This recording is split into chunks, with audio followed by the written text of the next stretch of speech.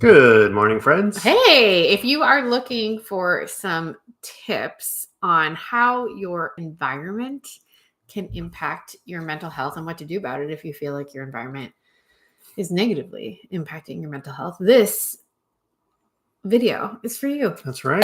I'm Josh Canning. This is my wife, Lisa Canning. If this is your first time here, Can't breathe. We have a nonprofit called Persevere Together. It's all about helping married couples navigate mental health challenges in their marriage, and we come at it from a Catholic perspective. So if this is your first time here, welcome. We're excited to dive right into this topic. So, Lisa, we had a bit of a stressful morning. We right? Sure did. It was so stressful. So we have 10 kids. They're all home from school for the summer, and some mornings get a little bit hairy for both of us, for either of us. Like an understatement. And so I thought, amongst the different topics we talked about navigating mental health challenges, this would be a good one to dive into. And since we're not the experts, I thought, why don't I just actually ask AI, what are some great tips for creating a peaceful environment in the home when you have these realities to navigate? And Lisa hasn't seen them yet, and I thought we would just talk about them. So perhaps without further ado, why don't we just dive in? The first tip to creating an environment that is calming and healing and a good situation for couples who have mental health challenges is to declutter and organize. Why does it matter? A cluttered space can contribute to feelings of overwhelm and anxiety. Creating a tidy, organized environment can promote a sense of calm. What do you think about this? I don't know who's more susceptible to clutter and who creates more clutter? You're looking at me? I create clutter? Oh my God. Oh no. Well, I guess that might be true. But what's funny is I'm also very much impacted by clutter. I create a lot of clutter, if I'm being honest. Yeah. But I think you're like unaware you create clutter. Right. Like I just set things down. You have literally no idea that it's like not practical to put like my tie or my belt. Or, just put it down on the chair kind of thing. Yeah, that makes sense. Anyway, but I think there's two things at play with clutter. There's the visual that is clutter, and then there's the function that is clutter. And let me just talk about the function first. When you can't find something like your keys, like the book you need to return to the library, like your belt, for example. Yeah. When things are either amidst a lot of other junk or in a spot that you wouldn't think to look for, said item, that's where I think it's like not helpful to someone who has a mental illness. We don't want to just add another layer, another element of obstacle, right? Yeah, like almost like micro stressors that you're just kind of incorporating into your day. Because microstressors, they like add up. Is that a word? I just kind of thought I created that. Well, we're going to claim it. Josh Canning, microstressors. They add up, and they might be very just small irritants, like a hangnail or like a, like something in your shoe. Like they could be small irritants, but these small irritants can be very annoying over time. So there's the function piece to clutter. But for me, as an interior designer and someone who is very motivated by beauty, I find the visual clutter very overstimulating. Sure. Makes sense. Now, one of the tips it suggests is to start with one room at a time, making sure that everything has a designated place, right? So, because again, if you have a lot of kids, it might not be feasible to have every room decluttered at all times. But we can become intentional, I guess, about making sure things have a place, or you purge, right? Like we just moved again for like the millionth time.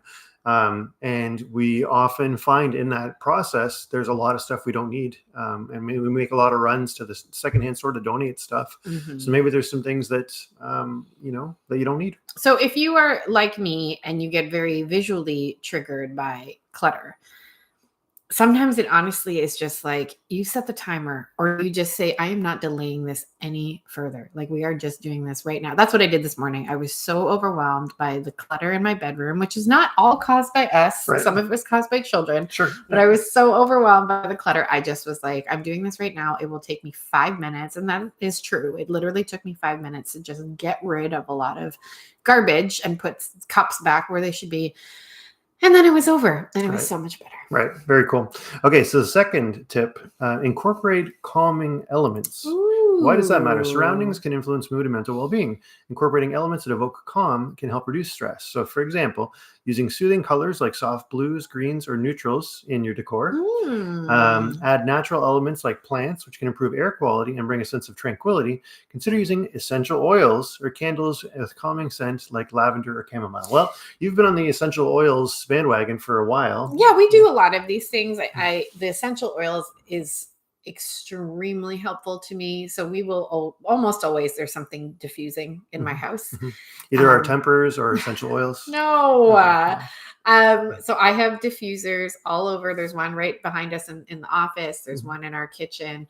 I like to run oils all the time. I really do think they improve your mood because you just like it can be very soothing to smell something that smells very nice.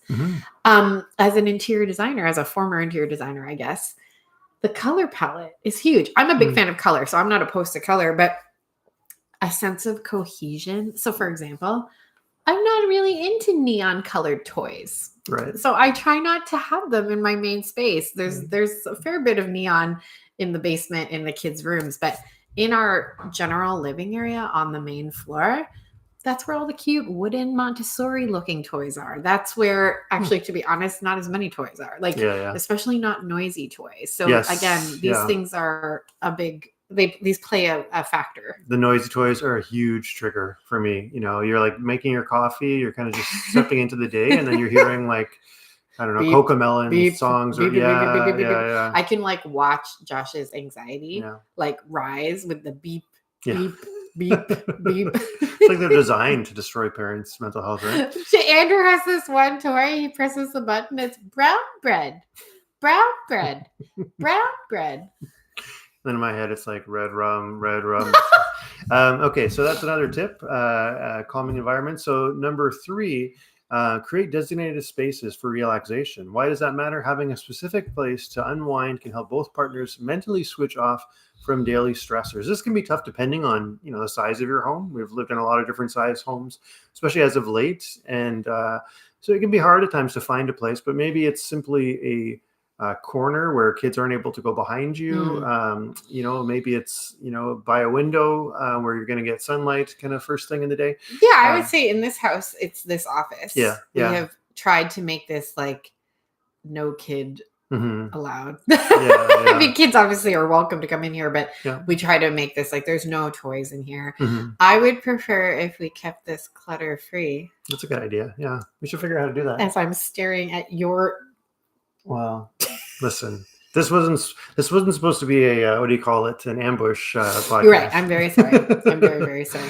Where's the tip on there? Don't have a nagging wife. Yes. Yeah. I have that one highlighted.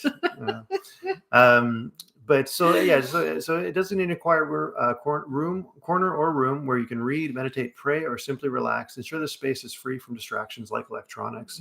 Sometimes even just like a chair with a small side table in your bedroom, which is the place where you go and sit to pray, to reflect, can be very, very, very helpful. And this kind of leads into the next point. Number 4 is establish routines. Why does it matter? Consistent routines can provide a sense of stability and predictability, which is particularly comforting during stressful times.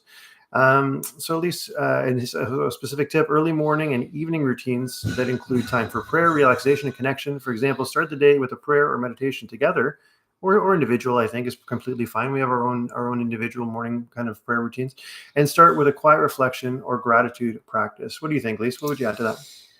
I'm trying to incorporate exercise. Like I have an ideal morning routine, and then I have what it actually looks like. And if I'm being very honest, the difference between the two is very high. Sure, but I would say that my ability to pray in the morning is somewhat routine at this point.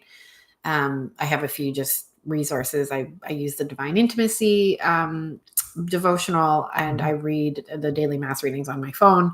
I often use the Hallow app.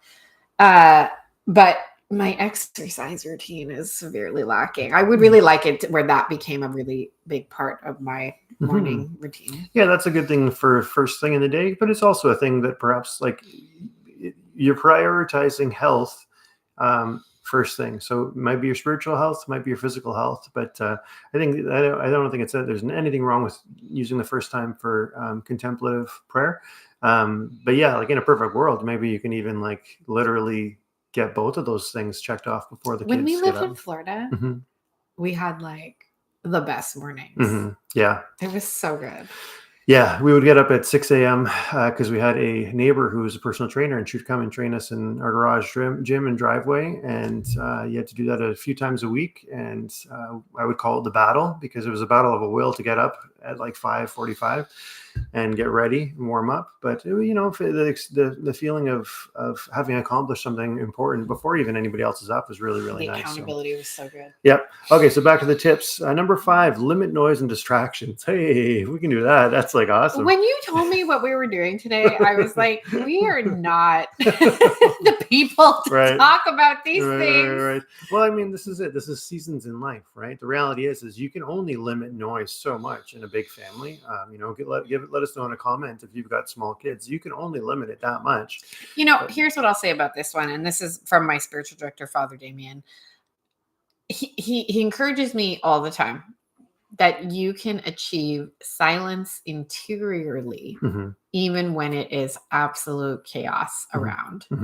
And I remember that very wise phrase sometimes in my life, but I do think that is worth mentioning. Sure. Yeah. And let's just almost separate it into, maybe there is unavoidable noise, and then there's avoidable noise. So let's look at the examples here. So excessive noise, why it matters. Excessive noise and constant distractions can lead to increased stress levels and make it harder to relax. But tip, limit background noise by reducing the volume of television or radios, and set aside times when phones and other devices are put away. That's a huge one. I actually get so overstimulated by background noise. So for example, if I'm hosting a bunch of people and the music in the background has words, I actually find it incredibly overstimulating, and I get very overwhelmed. So I don't mind if it's like instrumental and very mellow, but well, it's funny you should say that, because it says consider playing soft instrumental music or nature sounds in the background to create a calming atmosphere. Isn't that nice? Sometimes I think, so I'll put on jazz, and sometimes I think like the slower kind of jazz, and sometimes I think that'll actually lower the tenor of the house.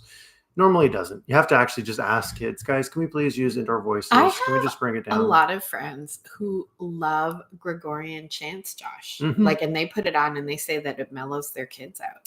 It'll be interesting to try. Here's what I will say. In the car, this works like perfectly. Whenever we pray the rosary, even my littlest kids don't scream. It's like strange. Sometimes.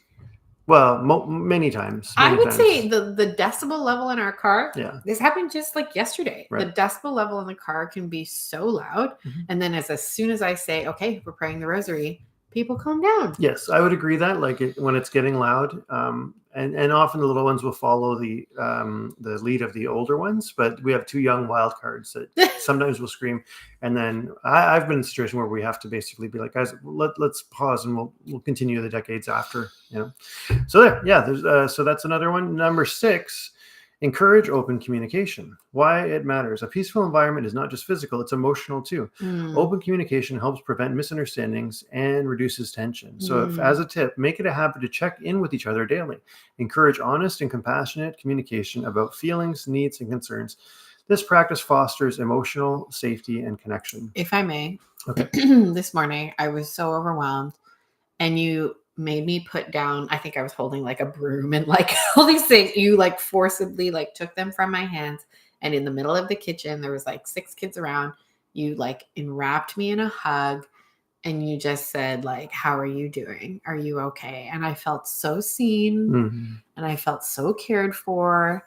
And that is a very, like, I think bitterness and resentment can be so toxic to a home. And I admittedly, like, I have to really watch that passive aggressive outward expression. I can be a little bit, if I'm being very honest, I can be a little passive aggressive sometimes. And I've had to really just watch that, because it's no fun to be around somebody who's kind of like under their breath, like grumbling, or who you can feel is annoyed. But they might not be saying it, but you can feel is annoyed. That's no fun. That's no fun. But for sure, I mean, but in your defense, you've been taking a lead on breakfast lately. The kids love pancakes, and you've been making them in the midst of a lot of noise. And sometimes I grab my coffee and kind of go and sit and try to do the kind of quiet stuff while you're carrying that load. And I could really do a better job of taking the share of making breakfast more of the time. And so, yeah, so I understand very much where you're coming from, because it can be very, very overwhelming for both spouses. And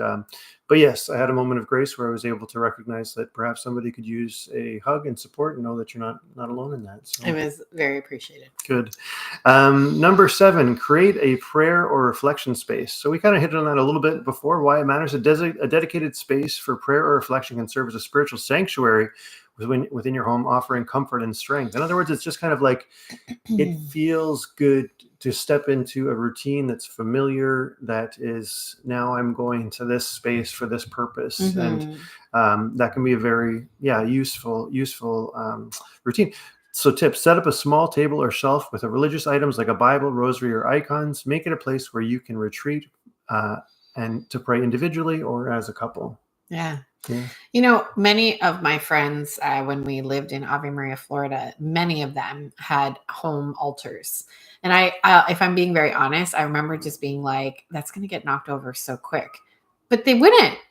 Like these I'm sure there were some casualties, but for the majority of people, like every time I would go over, the same Mary, the same Joseph, the same, crucifix were completely fine. The Bible wasn't ripped, all that kind of stuff. So I do think it is possible. And what's interesting, and we've never really had a home altar, I would say, like a home altar. Yeah. We have a lot of religious artifacts around the home, but I think we've never had a space where we could do that. In this house, we actually probably could.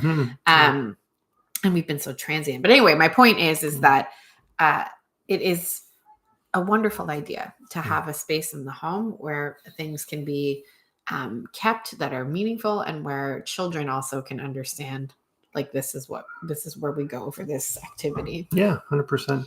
Number 8. By the way, is this helpful to you? Let me know which of these is really resonating with you. And if this is your first time here, we have a membership community. You can go join us if you like at perseveretogether.locals.com. Perseveretogether.locals.com. That's a place where we can have a bit more of an interactive experience. You can share where you're coming from, what's going on in your marriage. What have you learned through the struggle of navigating mental health challenges, and just support one another. So join us there if you can. The link is actually below as well. Okay, number 8, simplify and prioritize. Why it matters: a busy schedule, and then we've talked about this a lot of times, can lead to stress and burnout. Simplifying your daily life can help create more space for relaxation and connection. Tip: evaluate your daily commitments and prioritize what's truly important.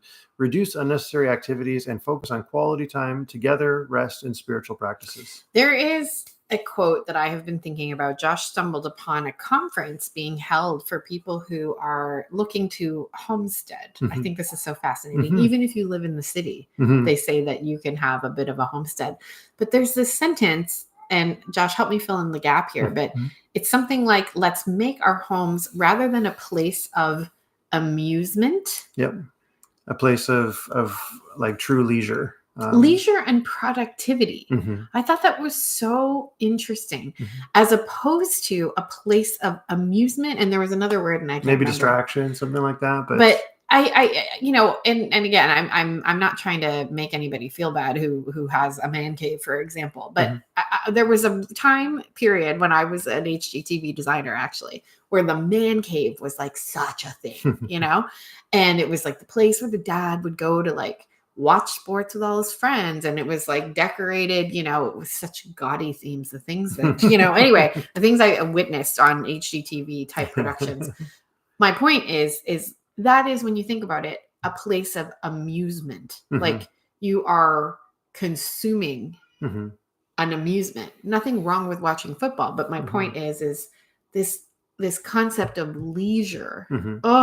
It's so, like, inspiring to me. Yeah. Our kids right now are playing chess, and I'm like, this is the best. Like, we should put chess boards in multiple places in the home to enhance or to encourage that sense of leisure.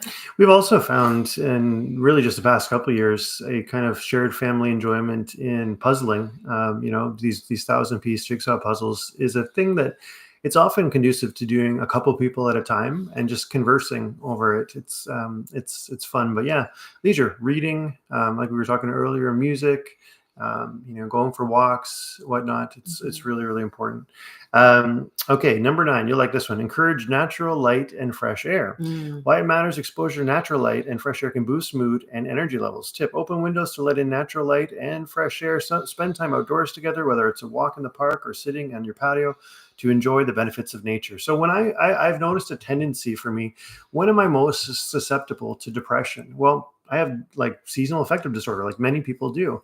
I tend to get really down as the days get shorter, and we're in Canada. There, it's cold and dark, and there's not a lot of sunshine in the waking hours at a certain time of year, and those hours are usually eaten up by you working. So you're inside during the time when it would be great to be outside to get as much vitamin D as you can. So that's the thing that I think just to sort of be aware of is, in your home, how can we maximize natural light? And in our routines, how can we get light on our eyes? This regulates our circadian rhythms, which is really important for our mental health. It tells us when to get up and when to sort of produce melatonin. And these things are definitely important. I think it's a big part of the reason why we moved to the home we're in, because it's just so filled with natural light. Yeah, big windows. Number 10, practice patience and compassion. Why it matters: creating a peaceful environment requires patience and understanding, especially during tough times. Tip: be patient with yourselves and each other. We encourage you to approach each other with kindness and compassion, especially when dealing with stress or conflict, right? We can never fix everything in one day. And many times we struggle to show up 100% our best, but we might expect that from our partner. How can we try to be patient with ourselves and with each other, with the space that God's given us? And drawing back on my past experience in interior design, like a space can create a haven and a sanctuary for a family, but it can also facilitate great mental health routines. So for example, this morning, so stressed out, we have in this space multiple places where we can sit and just talk. So there's this front office that we're sitting in right now. We can close a door and we can connect. There's a small cafe style table in our kitchen. Even though there's lots of kids around, I was able to put my hot coffee on it. Josh was able to have his coffee where we can sit and connect. We have a back deck with some chairs. What's the point I'm trying to make here? You can set up these areas for connection. I really I want to say that again. Your home, you can set the stage for areas of connection in your home in the way that the furniture is placed. And that's a very important element. This is not about being lavish or like what size of home you have. Honestly, it's, do you have chairs where 2 people can sit down and maybe put a cup of coffee on a side table? These small things invite people to sit and connect. And I think go a long way in improving one's mental health. So hopefully this has been helpful. It's good for me to be reminded of these things, small steps we can take. Of course, don't necessarily let the the best or the perfect be the enemy of the good. Think of maybe 1 or 2 things you can apply in your context, and let us know in the chat what you are going to be doing going forward to create a more healing, kind of peaceful, conducive environment to mental health in your home. And please do join us again. If you haven't subscribed yet, go ahead and hit that subscribe. And like I say, join us in our locals community. Information is down below. Thanks for joining us today, guys. God bless. Bye.